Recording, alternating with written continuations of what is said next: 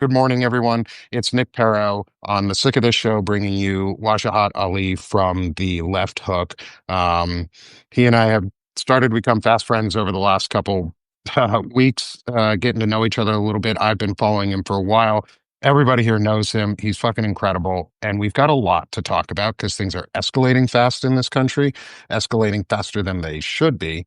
And Stephen Miller, or the penis German over there, is the cause of a lot of it. And I want to talk to you and get your feelings on him before we go into some of the other subjects that are going around, such as Charlie Kirk, the shooting, some of the things that are coming out of it, the Groyper movement, Black Pill, shit like that. You have been digging out a lot of information, and I'd love for people to just keep fucking hearing it. So good morning, Wash. Hey, thank you. And I just want to inform everyone, I'm not sweating profusely like Joe Rogan's nipples during the Comedy Central, his comedy show, which was terrible. I just washed my face. And look, I do think we have to, let me put it this way. Our job is to let you know that there's a comet coming. And because we're telling you there's a comet coming, it's not doom and gloom. It's like we have to warn you. You have to be eyes wide open. And the question then becomes, once you know that there's a comet coming, what do you do? And this is where people then choose apathy or cynicism or rage. But I hope throughout our conversation, we could also talk about, all right, then what are some steps? What do you do? Because for me, it's like, all right, if there's a comet coming, my job is to blow the comet out of the sky. And if there's going to be a damage and part of that comet is going to land, save as many people as possible. Now, I think stretching that analogy, what people don't like listening to, Nick, or admitting, is generational damage has already been done in the Trump administration. Generational damage. I've talked to doctors and as some experts in government. They're like, people don't realize this is not going to be snap of the fingers.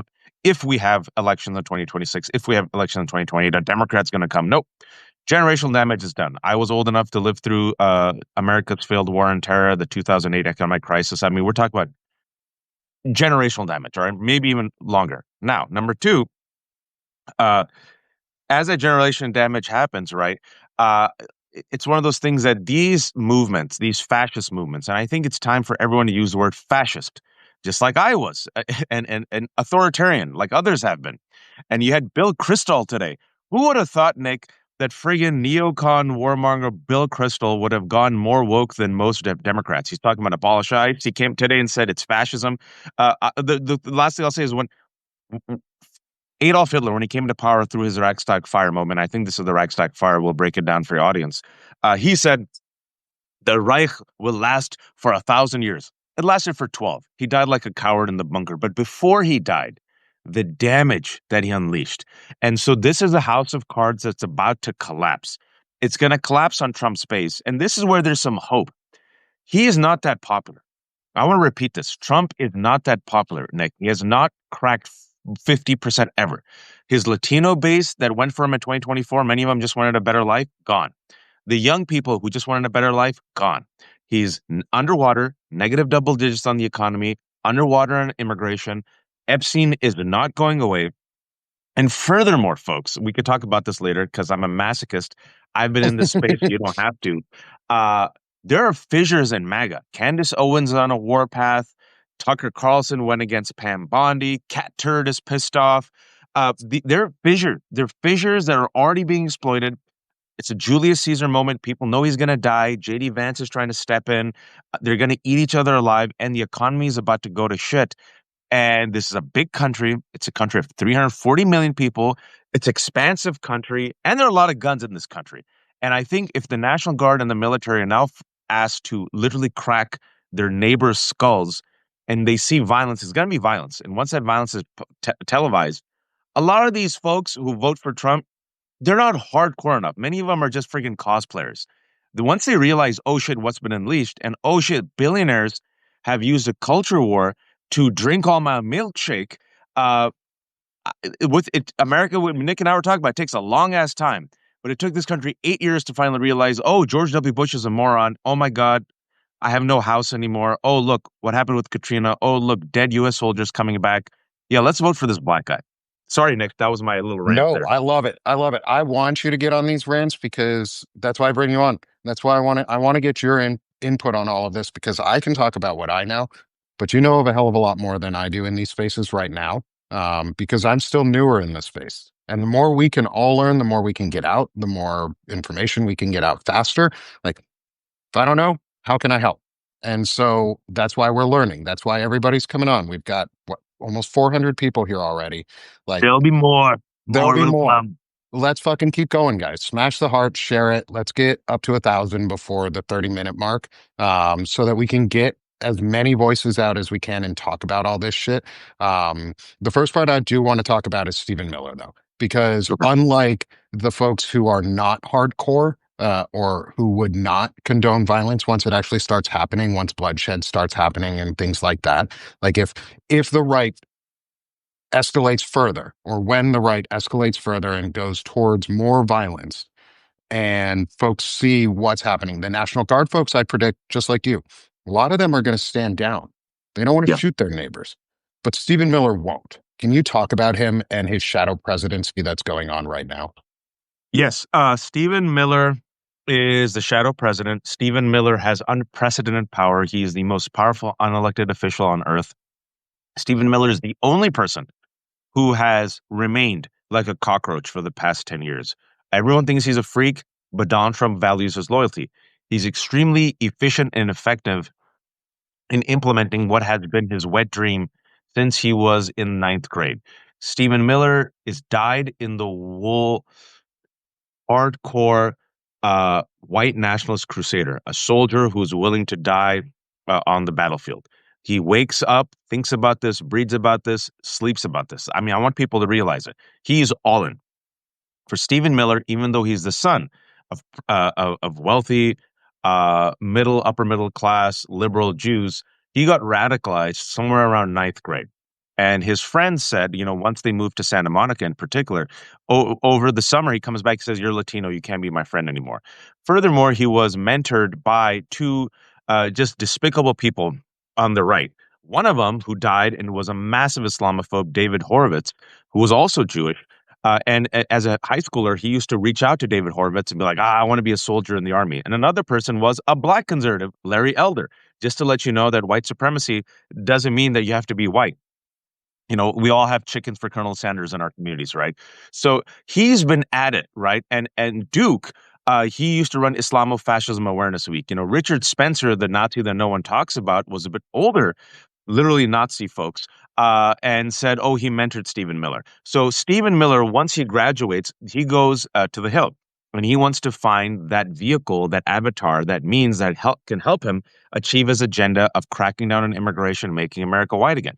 Stephen Miller loves the Immigration Act of 1924 that essentially banned foreign visas, uh, uh, visitors from, immigrants from Eastern Europe and all through Asia. He hates the Immigration Act of 1965, which was on the heels of the Civil Rights Movement that finally undid the racist and restrictive and illegal national quotas that were put in place. So, what the white nationalists did at the time, people don't realize in the Immigration Act of 1965, because Democrats didn't want to do it, but they're like, shit, the Civil Rights Act, fine, we'll finally do this, is Democrats and Republicans tried to poison pill it with these requirements. If you have a family here, you'll get priority, family reunification. Or if you're like a student or have qualities and skills that'll help America, right? Like people who are, college students or people who can H-1B visas, workers. They thought white people would come, Nick. What happened? Asians and Latinos took advantage of it, like my family. Stephen Miller says that's the worst thing that happened to America in the 20th century.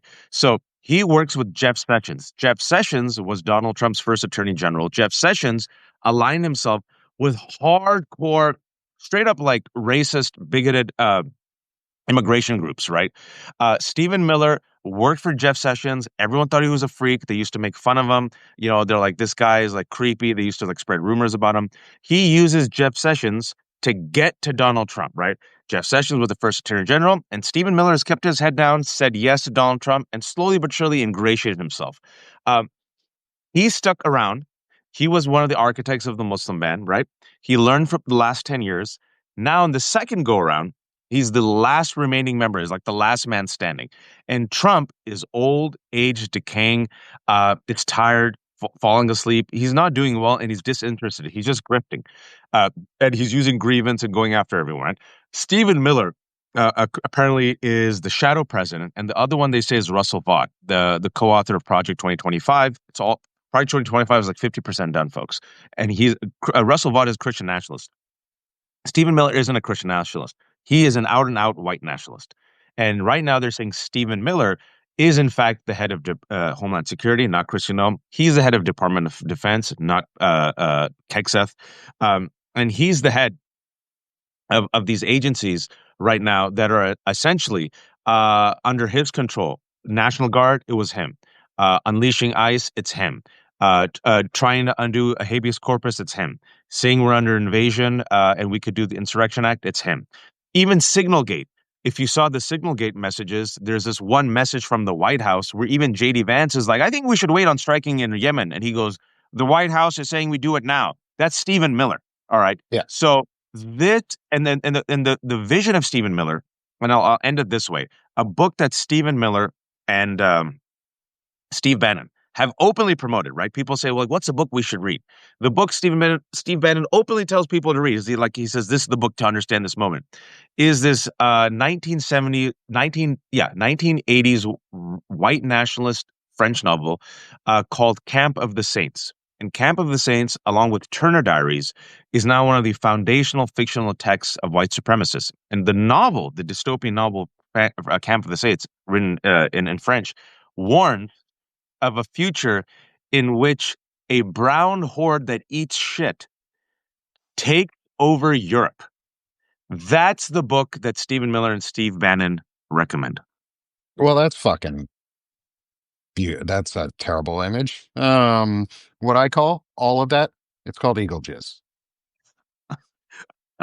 Are you drinking Eagle Jizz? No, I do not put eagle jizz into my coffee. It is very white and sticky, and it tends to come from people like Stephen Miller, Steve Bannon, Russell Vought, JD Vance, Peter Thiel, Pete Kegsbreath. He's a taint and he fucking sucks. And I'd love to talk about how Stephen Miller is using the Department of Defense, because I will not, I'm going to dead name it. I'm not going to call it that. It's a $2 billion waste of fucking money.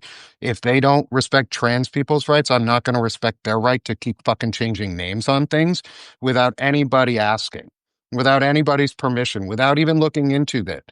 Like Duffel Blog is fucking putting out some amazing headlines. I'm an army guy. I'm a veteran.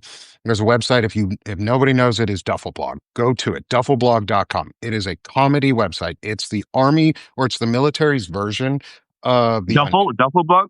Duffel Blog, Duffel blog.com. They are the army's version or the military's version of the Onion. They put out some of the best fucking headlines there are, and they're almost not satirical anymore because they're so close to truth, which fucking sucks. I want to go back to when the Onion was satirical and not hurting us, but it is a great site to get things. They were talking about the Pentagon changed its name without anybody's approval, and they're trying to department who's kicking out trans people is trying to change its name. Nobody is going to respect them, even though they're demanding it.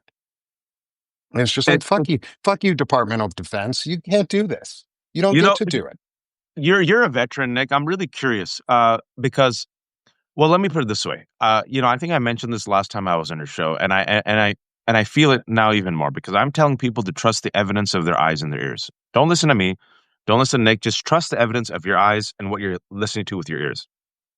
I've been saying for a while, for anyone who's been following me, and if you haven't, hey, Trump's and Stephen Miller's endgame is martial law. Now, what do I mean by that? I've been saying that Charlie Kirk's murder is their Reichstag fire moment. For those who don't know, the Reichstag was a German parliament building that burned down mysteriously in 1933. They blamed a communist. They convicted a communist. But at that time, and even since then, everyone said, hey, it seemed like an inside job. And it seemed like other people were doing it. We don't know. Regardless, it was an emergency that the Nazis then used to consolidate power. And Germany freaked out and literally hand-delivered Adolf Hitler a dictatorship. So Nazis used that to declare martial law. They immediately cracked down on civil liberties. They made and elevated, if you will, Hitler into a dictator. And voila, that was the beginning of Hitler's dictatorship for the next 12 years. I've been saying that Trump has been trying to find his rack stack fire moment. It is the murder of Charlie Kirk done by a white guy who wasn't Antifa. Oh, but no one cares because we're dealing with the worst faith people in the world. Stephen Miller has openly used the word invasion. He's openly said that he can invoke the Alien Enemies Act. That was the rare time the Supreme Court went against Donald Trump. And he also used the word insurrection. Insurrection Act, allowing Donald Trump, right, during moments of crisis and actual insurrection to deploy the military and National Guard against the American people. He's already doing that, folks. He's already passed the big, beautiful bill. Now there's going to be 10,000 ICE agents. They've lowered the restrictions to get into ICE and the FBI. So they're just looking for Gestapo brown shirts, Anybody off the street. literally anybody off the street who wants to bash liberal skulls. They have now created such a toxic environment that anybody who disagrees with them is the left. Anybody that you've seen in the past week. It's a great way to just make an enemy. Last night, Donald Trump, he can't do this, but that's why we were telling people you should pay attention to Venezuela. He then declared Antifa as a major terrorist organization. And there's no such thing as there's no such thing as a major terrorist organization. He can't unilaterally do that. And plus, what does he mean? Doesn't matter what he means. Much like when he bombed Venezuela, he was testing the waters. Can I just unilaterally, extrajudicially kill 11 brown people and say that there were drug traffickers? I can. Awesome. And then what I think we mentioned this last time, but I was saying this on Left Hook. Wait, folks, this is him testing if he can designate anyone as an enemy. So you and me, anybody who's opposed to them, is now Antifa. That's what's going to happen.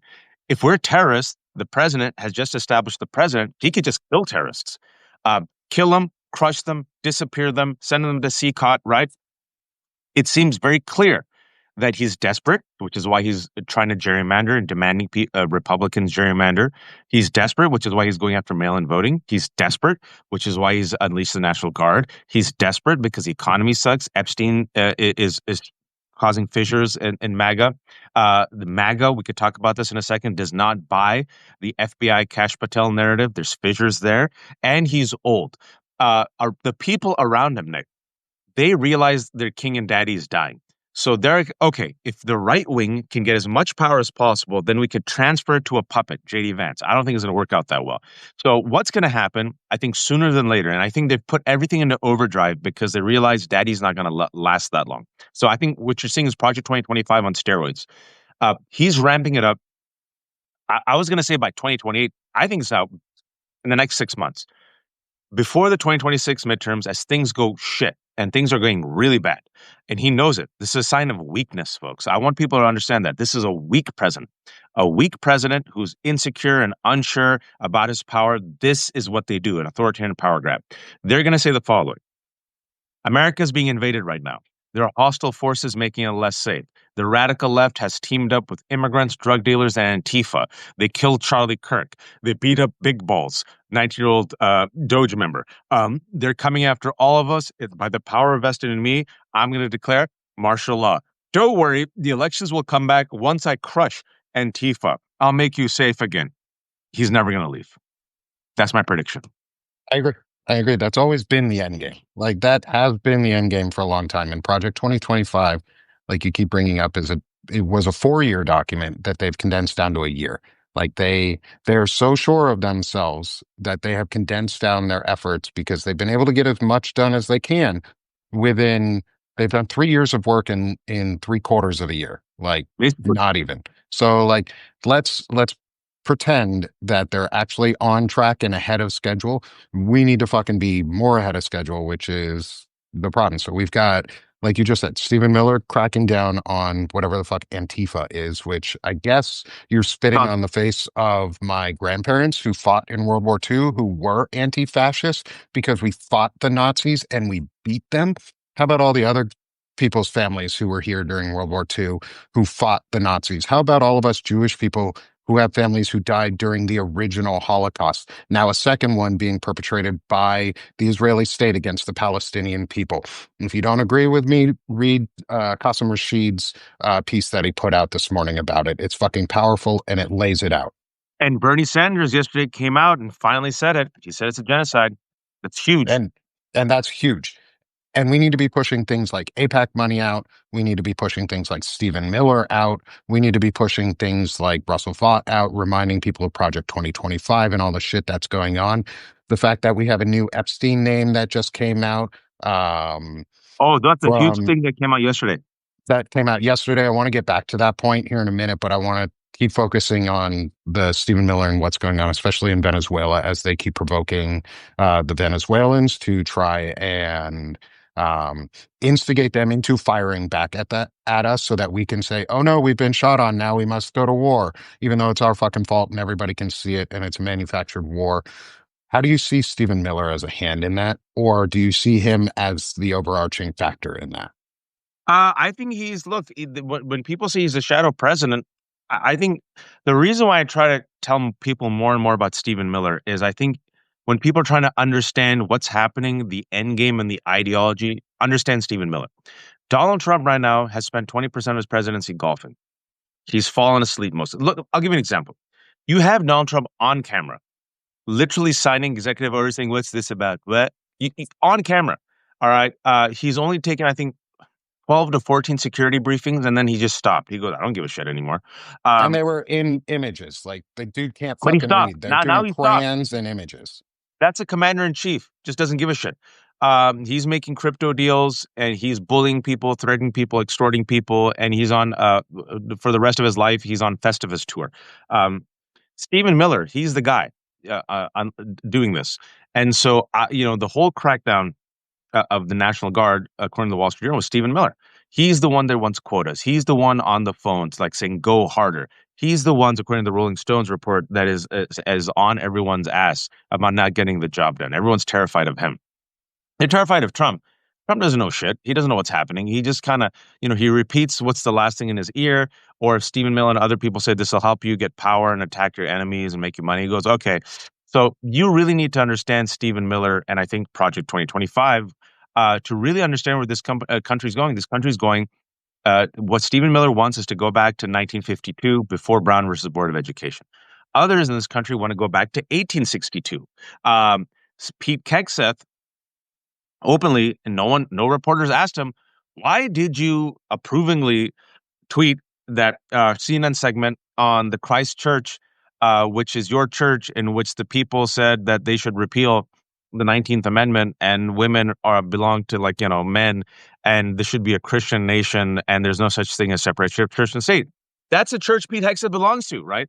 But nobody asks because this media sucks. And furthermore, what we're going to witness is Russia and Hungary. Russia and Hungary, you have an authoritarian leader, and his broligarchy brothers then end up gobbling up all of media and the resources, right? And now you're seeing David Ellison, Nepo baby, the Nepo baby son of Larry Ellison, one of the world's richest, horrible Trumper, far right Zionist people who thinks she doesn't deserve to die. That's Larry Ellison. He wants to live forever like the Pharaoh. David Ellison runs Paramount. Paramount paid off Trump to make the merger go through with Skydance. Now they own Skydance. David Ellison's daddy, Larry Ellison, a couple of days ago, I think a big alarm fire that people didn't pay attention to. Wall Street Journal is reporting Larry Ellison is making a bid for TikTok and Warner Brothers Discovery. Now people say, "Well, what does that mean, folks?" Warner Brothers Discovery runs Warner Brothers, Discovery, CNN, HBO. CBS Paramount, which they already own, has CBS, Paramount, Nickelodeon, Comedy Central, MTV. So all of these folks now own just own this much media, consolidated around Hungary and around Russia. It's the same thing that's happened. India, it's the same thing that's happened. These are more authoritarian regimes. India, you have a fascistic leader. And then even Erdogan, this is what happened in Turkey, right? So the billionaires, if you see that movie, There Will Be Blood, it's that scene in the end where Daniel Day-Lewis goes, "I drink your milkshake," right? This is them drinking all of our milkshake, and MAGA never realizes, because it goes back to the Southern strategy. You give them an enemy, you give them someone to kick down, like Lyndon B. Johnson's famous quote, give a white man a black man to look down on, and you could take the money out of his pocket. That's what's happening right now. They're doing left versus right. us versus the left, and MAGA's voluntarily giving up all their freedoms to own the libs, not realizing billionaires are screwing them and us and gobbling up their money, their freedoms, their healthcare, and next their pensions. So when will they find out, Nick? America is, we live in the United States of amnesia, and we learn the hard way. It's gonna take, it's gonna be painful, man. Yeah, it's going to take a lot because you just said a bunch of networks and broadcasting channels that people probably pay for still. You should probably stop paying for them if they're going to do it. If they threaten to do it, guess what? The Daily Show is gone. Like they want the Daily Show gone, it's gone. John Oliver's off the air. They want anything gone at this point, it's off the air. You know why? Because it's not only is it Project 2025, but it's more insidious behind that is it's the Seven Mountain Mandates and it's dominionism. It is a regressive view on the world of these, as I have started calling them a little bit, are Abrahamic fascists, because it encompasses all of these fuckheads. It's the Jewish fascist of Bibi Netanyahu. It's the Jewish fascist of Stephen Miller. It's the Christo fascist of Pete Hegseth and Russell Vought. It's the Catholic fascist of J.D. Vance and that entire side of the wings. There's so many flavors of fascism. And I get, yeah, they're all white nationalists, they're all white supremacists too, but they're Abrahamic fascists. They're killing off and they're using their Abrahamic background as Jewish members and as Christian members and as Catholic members to fucking kill people. It's dominionism. It is a apocalyptic cult. They are trying to kill all of us. They want a white nation of Christo-fascists who live in a theonomy, not a theology, a theonomy, which is a Christian-only theocracy that is taken over from the inside, where they merge civil law or God's ancient Israeli laws, which is why they're Abrahamic, because it's ancient Israel. They want to merge those laws into civil laws and then take over. So I think all of this, well, people ask in the chat, do we think we'll have a civil war? We haven't been shy about saying we think there's going to be violence that is coming.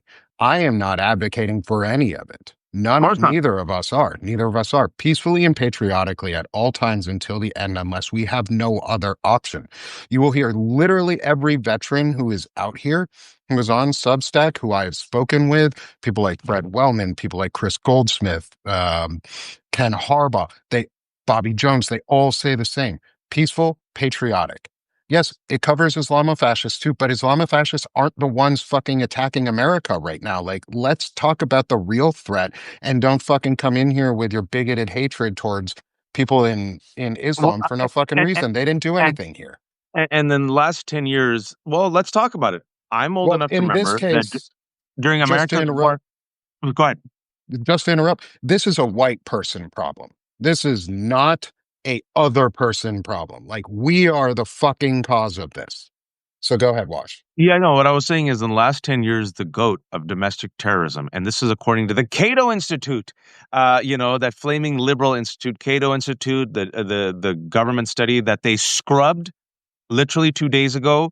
I mean, to talk about like being unsettled, the DOJ scrubbed the study that shows the number one source of domestic terrorism in the last 10 years is right-wing extremism.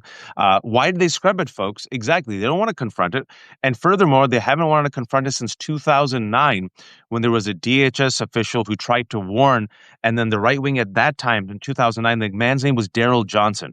Go look it up.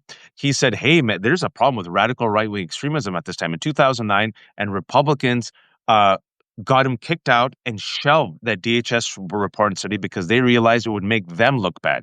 Democrats at the time, because they're weak and pathetic, should have gone all out on it, but they were trying to pass Obamacare. So, like, okay. The Democrats are huge. When you have coward fighters, this is what happens, right? Merrick Garland. But I digress. This has been a problem long coming. But however, in the past 10 years, since 2015, who emerged around that time? What got mainstreamed? I wonder. The GOAT of domestic terrorism has been radical right-wing extremism and white supremacists in terms of incidents and violence. Nothing comes close. Now, there is also left-wing violence and Islamic or violent Muslim extremism, but nothing comes close. Nothing. Mitt Romney, 2 years ago, when he was coming out with his biography, openly said that he had to buy security for himself. And he said the threat was Republicans. He furthermore said that his Republican colleagues in Congress were terrified of right-wing violence. Okay. So right now, this is a problem of white supremacy, of white nationalism, not exclusively, but like majorly. And you have to realize this administration has never, ever, ever mentioned the word white supremacist terrorism, white nationalism. In fact, when everyone in the aftermath of Charlie Kirk's murder was like, well, actually, wow, look at this. Look at this data. They scrubbed it. So if it was Muslims, we lived through the war on terror. You know what they would have done if Tyler Robinson was Muslim?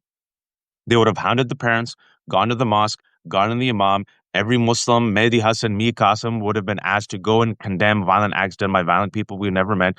There'd be hearings, there'd be surveillance, it'd be in the news forever. Once they found out it was a white Christian dude, no one bothers the parents. No one talks about the culture. No one talks about the upbringing. What type of household had photos with kids with guns from the age of 3? Who was his pastor? What's happening in the Mormon church? What books did he read? Notice that? Gone. And then Nancy Mace was like, oh, poor Tyler, if he had only met Charlie Kirk and maybe prayed for, he would have prayed for her, right? Then it became Carrie Lake saying, oh, it wasn't Tyler's fault. It was colleges, that one semester he took at trade college. So it's a double standard. And this is where, Nick, you said something that I said this to Francesca yesterday, even though let me explain, tongue in cheek. I said, Francesca, listen, let white people figure this shit out. Let them fight against each other. Everyone else, put your head down, take care of your family, make money, take care of your kids, thrive, be safe. These whites, they've had to had this fight. This is an unresolved fight from the Civil War. Obviously, it affects all of us, so we can't just peace out. But I do think in this one, I do think the whites have to lead. I think the whites have to put their bodies on the line. I think they're going to ones who have to use their privilege. I think they're the ones who have to speak out. I think black and brown skulls shouldn't be the only ones that are cracked. Inshallah, no skulls are cracked. And you're seeing this, Nick, with the No Kings rally. A lot of old white people were like, I'm at the last leg of my life. I didn't live my life in March for women to have rights and for black people to have rights and for integration for this shit. So you're going to need the whites to really step up. Yeah, no, totally agree on that. And one of the things you just said was an organization to follow and get involved with is on October 18th is the next No Kings major rally. If you're not there, what else are you doing? Like, what else have you got going on that's more important than saving the fucking democracy that we rely on and constitutional order that we rely on to actually let you have a fucking job and life and live the way you want? Like, white people, you don't think this fucking affects you? It does. Arkansas has cracked down on teachers. They have been firing teachers all over the state. Yesterday, the attorney general announced that they were going to label Fayetteville as a sanctuary city because the mayor spoke and said something and then corrected herself that it was not. And I say herself for a reason because it's always Black people, people of color, and women that they're going after is she corrected herself because Arkansas has this backward ass law that says policy, official or unofficial, if it's about limiting like ICE or things like that, you will be deemed as a sanctuary city. Well, that means state funding doesn't go to the city. Do you know where the University of Arkansas is? Fayetteville, the fucking main University of Arkansas, where the Razorbacks play out of, the best team in Arkansas, the biggest name in football in Arkansas, the biggest school fucking in Arkansas, where most of our state kids go to school and get a great education out of, where they actually teach doctors and shit like that. You know what? They're not going to get fucking state funding because the state wants to punish a mayor who clarified themselves and then wrote a damn letter saying they didn't do anything and that they were clearly not saying ICE cannot be here. That is a white people problem. That is why we need to be out on the streets for No King's Day, fucking protesting our asses off. And if you see a riot, if you see someone inciting violence, you put that shit down. You stop it. You end it. You use your body and the other bodies of people around you. I'm a disabled vet and I would do that. If you can't do that, like, come on, folks. It's our fucking problem we have to deal with. If there is a fight that is breaking out, you stop it. If people are rioting, you stop it. You go to these rallies, you wear American flags, you bring your American flag, you bring extra American flags for other people, but you also bring your pride that you're caring about too. But it's not as much about the smaller communities right now because white people, we need to take patriotism back. Yeah, And that helps spread. and also, and people might not like hearing this, but this is the reality. Now, I'm saying this as a person of color, as a Muslim. White lives matter more in America. White voices matter more in America. White grievances matter more in America. When white people are upset, shit gets done. And so I was telling a couple of friends yesterday, now that they've gone after, they meaning fascists and the Trump administration and corporations included, are going after powerful whites.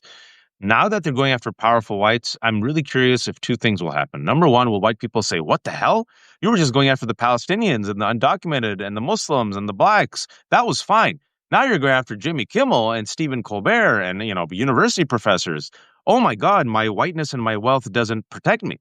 Will that inspire more white people to finally wake up, or will white people cow down, and bow down and be silent? I don't know.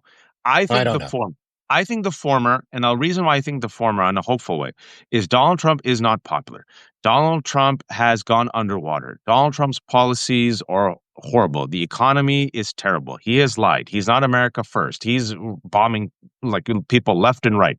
Um, Epstein files, over 80% of Americans still want the release of the Epstein files. It's the only bipartisan issue in America, and it hasn't gone away. Like you said, huge news item came yesterday. Julie Brown in the Miami Herald dropped like these names of very influential people. The FBI says they have the names of very influential people.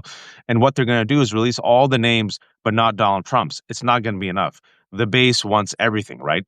Because they radicalized the base. And so this is a situation in which will white folks step up? I think they will. Once the economy tanks even further, Epstein files, Donald Trump's health, and what they've also done, this is a mistake of MAGA, right? Well, the one positive that we have is they're very incompetent. Let me repeat this. They're very incompetent. They're reckless. They're incompetent. They're egotistical. They turn on each other. And that's kind of a blessing because what they've done, even like, have you noticed everything they've done is overreach? Like Stephen Miller Yeah. is like that guy from Family Guy. He's like giggity. He's like a fascist giggity. He's like giggity, giggity. Ooh. Like instead of just being patient and waiting 4 years and like slowly killing us, right? He's like, "Ooh, oh, power, ooh," and so even Charlie Kirk, right, use the Ragstack fire and roll out your plan. But they went too far. First and foremost, most normies have no idea who Charlie Kirk is. My wife had no idea. Family members have no idea. So then they're like, oh, literally, my wife said, Nick, he must have been like a humanitarian because he got a bigger send off than friggin' Jimmy Carter and the Pope. And then she read about him. She goes, oh my God, this man is so hateful. So most normies who read about him are like, this guy's a freak.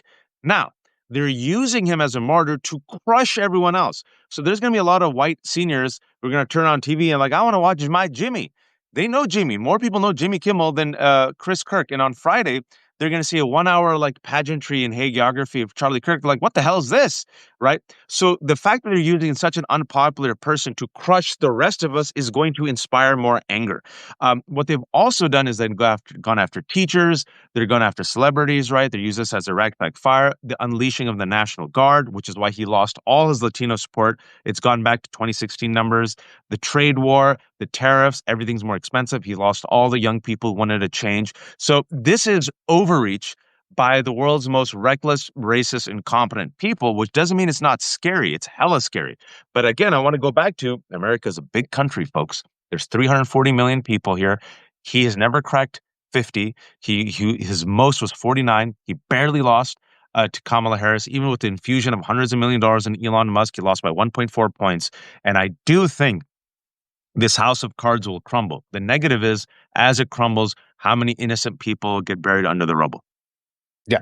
And that's our goal here is to have as few people buried under the rubble as possible, which is why I keep talking about this shit and I'm so vocal about it. It's why my friends and I on Banner and Backbone keep talking about it. It's why you see those of us who are white being really upset about this shit because we need to. We need to speak loudly because it cannot be we as the Democratic side of the political spectrum, white men, and I'm going to speak for just white men and right now. White men have sat back and let black women and Muslims and black men and any minority take the reins and just sit back and go, yeah, it's cool. They got this. Well, guess what, guys? It's our fucking turn to step back up and not take the reins from them, but actually fucking help people. Like, Yeah.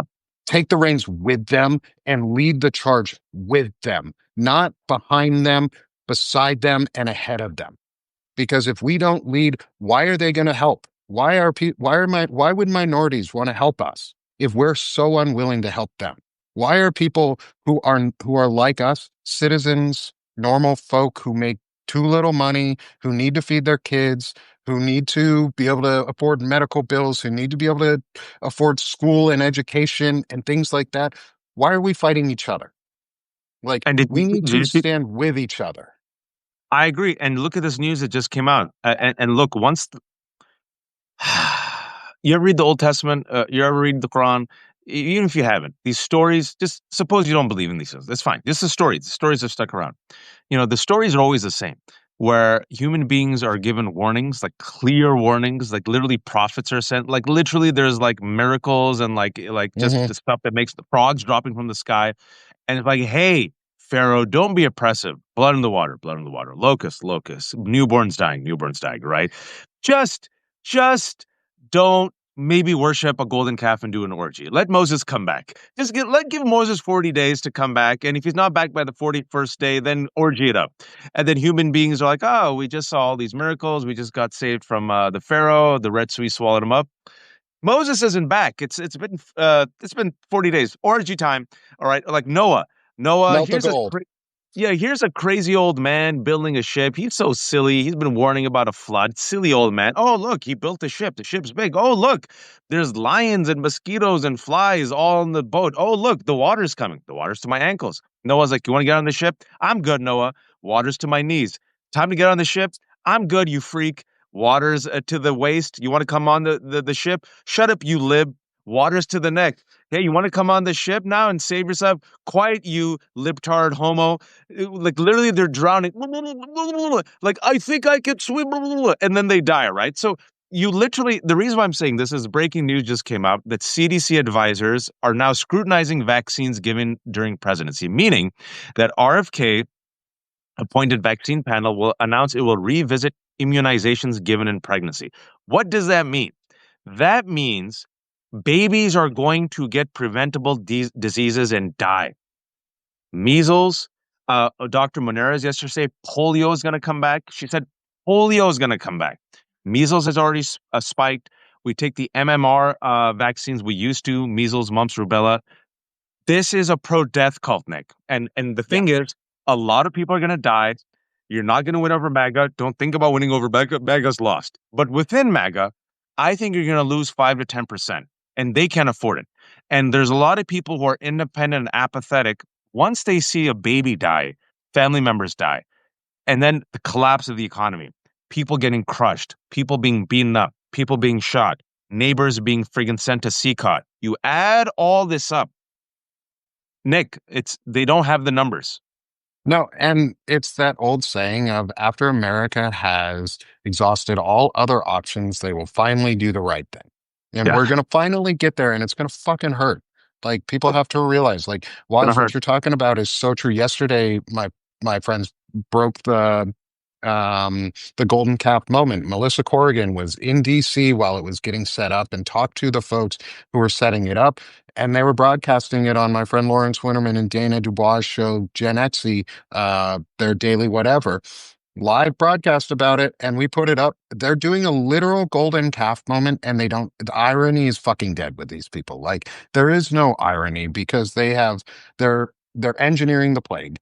They're Yeah, bringing it back. Like, I immediately posted, I was like, have you guys not read the Bible? Like, I'm not religious and I knew what happened. Like, I know what happens after the golden calf. Everybody died in a plague. yeah, Like, yeah. everybody who worshiped it died.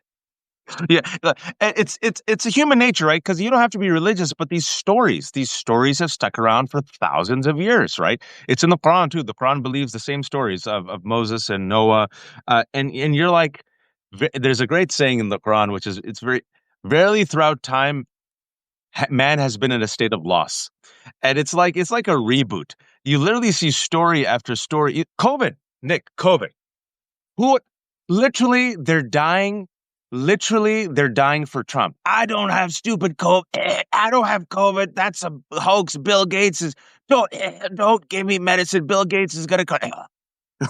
Like literally, there's this book, "Dying of Whiteness," where Jonathan Metzl came out years ago. People should really read it. It's a research. He's a academic who did the numbers, and he went around the South where he lives, and literally there were Trumpers who said and Republicans who said, "Excuse me, I'd rather die than take Obamacare," and they died. So this is a situation, Nick, where I believe everyone's trying to win over Chet, the MAGA voter who lives in the Rust Belt and drinks real coffee in the real diner. You can't win them over. We've lost 30% of. We've lost them. Now, that doesn't mean give up on them. If they come back, they come back. Well, you concentrate on the 70%. That's what I'm saying. Organize the 70. There's more of us. And I think all these corporations, because they're all cowards, and or they're complicit with Trump's endgame, like Ellison, right? If they just stood their ground, they could repel it. Like ABC News already paid a bullshit lawsuit which it could have won. George Stephanopoulos did nothing wrong. They already paid off Trump with millions of dollars. What happened? Did it placate the bully, or did it make the bully more hungry? Bully came back. Qatar gave him $400 million. Did it save Qatar from being bombed by Israel? Nope. So this is a situation, folks. Is if you keep feeding the bully keeps coming back and taking more. One day the bully comes for a quarter, says, "Oh, this coward gave me a quarter. I'll go back for 50 cents. Coward gave me 50 cents, $1. I'll get $5. Voracious appetite." So you have to stand up, and courage, like hope, is contagious. If there's one person who stands up to the bully, that inspires another person and another person, another person. So I do hope, and I'm really curious how this plays out, Nick. Jimmy Kimmel is very popular in Hollywood, very well liked in Hollywood, has a lot of friends, came from the Man Show, knows Adam Carolla and all those guys, right? Uh, I'm very curious to see these pieces of shit Joe Rogan, manosphere comedians.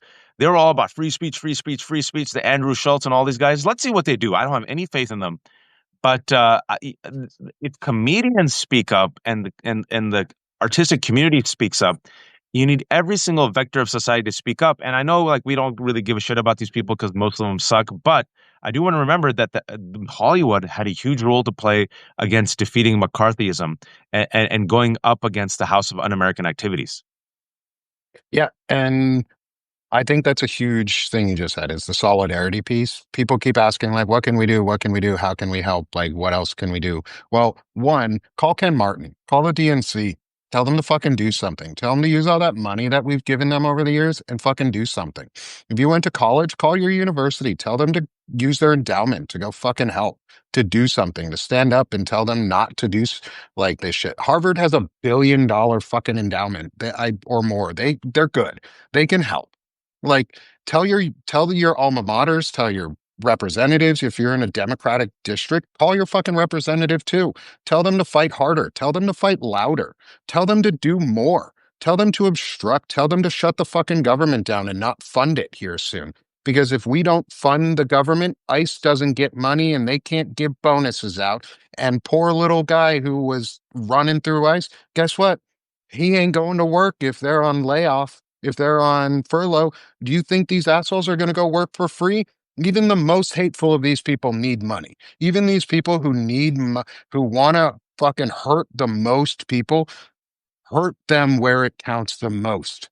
Take their paycheck away too. Do it. Do it. But Shut it come on. down. Shut Fucking everything Republicans have been down. doing it for years. Fucking play dirty. It's the end of democracy, or it's you just do Shut it something. down. Like Shut it try. down. Why fund the government? Why? F them. Yeah. Oh, we dare you. The Republicans are daring Democrats to shut it down. All right, shut it down. It's Yeah, going to be shut it on you. down. Yeah, House is run by you. Senate's run by you. Trump is your dictator, king, and daddy. Everyone hates him. Shut it down and make a list. Make a reasonable list of all these mainstream issues that the majority of people rally behind. Get the National Guard off the streets, right? Bring back X, Y, and Z. Blah blah blah blah blah. Red flag laws for guns, things like Yeah, that. yeah, gun control, a red flag laws for the Charlie Kirk bill, red Yep, flag laws for guns, right? Bring back the Department of Education, right? Ensure you fund Medicaid again, like really popular stuff. Make a list of 6 things and say, if you do these 6 things, we'll fund the government. If not, F you. Shut this yep, shit down. Shut it down. I think we need strikes because look, this country worships money. The religion of America is capitalism. The color green trumps even the color white. And that's what I said yesterday. And this went viral. And this is why Megyn Kelly and all these right wingers have been after me because this is what I said. I went viral on Twitter and on Blue Sky. Every major talent that works for ABC and Disney should refuse to show up for work until Jimmy Kimmel is reinstated. Marvel movies need to shut down. Ditto the sitcoms. Uh, Collective boycott. Corporations love money more than anything, and this will harm them and force them to do the right thing. So now on Twitter, which is a hellscape, they're like, "Do it, ha ha ha, do it. We want this. Yeah, shut down ABC. That's right, ha ha ha." And I don't care about ABC and Disney and any of these people. Right? The reason why they want to do is they want to destroy a culture. They want to destroy Hollywood so they can watch Kevin Sorbo movies and kill themselves out of boredom. But they want to just weaken all our institutions. However, if this happens, Nick, like Monday, if Robert Downey Jr. says, "I'm not showing up for Avengers Doomsday," it shuts down. Like literally, if they say we are not showing up for work until Jimmy Kimmel gets reinstated, they love money more than anything, right? Then you'll force ABC to now confront Nexstar, which wants its merger. Then that's what I'm saying. I'm just trying to think strategically. Let these corporations fight against each other. Tease out the reason why I follow this, folks, is I'm teasing out the fissures in fascism, and you need to widen the fissures. There's many fissures. Everyone's looking for a haymaker. I don't think a haymaker is going to come. I'm doing death by 1,000 cuts. So another quick example, Nick. I know you got to leave. Check out Candace Owens, Cat Turd, Steve Bannon, Tucker Carlson. None of them believe Kash Patel and the FBI's analysis. They're all running wild with conspiracy theories. Exploit that shit. Exploit it. yes, exactly. And Waj, I think that's a great point to stop. And hopefully I can have you back on again soon and we can talk more about this because I want to talk about the Steve Bannon stuff in that side of the house. Um, so I know everybody knows where to find you already, but promote yourself anyways for the last moment. Um, Tell and Joe. Tell Joe. I think I saw him on the street in Georgetown last week. I never go to Georgetown. I think he was crossing the street. Ask him if that was him crossing the street in Georgetown on the weekend. And secondly, tell him he retweeted my boycott thing. I he think did. we should go all in the boycott. I'm at the Left Hook. It's a lefthook.substack.com. There's no paywalls. Please become a subscriber, paid subscriber if you can. If not, free subscriber. And then I co-host Democracy Ish with Danielle Moody on the Danielle Moody YouTube channel. Awesome. Thanks, Waz. It's been so much fun to have you, and I'll see you again soon. Later, man. All right. Thanks, all.